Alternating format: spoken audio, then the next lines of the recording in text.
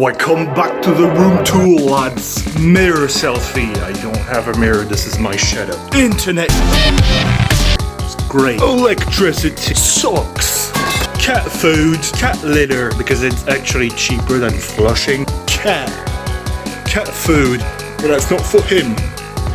That cat food is for him over there. Glass. Foot. Knife. Headphones with a sticker I stole from a fucking fridge because I'm retarded. A bunch of shit I'm going to sell to the Nigerian prince that emailed me yesterday. Buddha. Sunglasses. They're actually cracked. Oh shit. Money. It's so dirty, I don't even know how much money actually.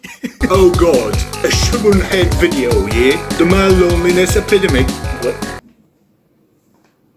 Can you not eat my fucking cat food, please? Oh, what's that? Men are fucking lonely and broke. Anyway, here's the sponsor of the video.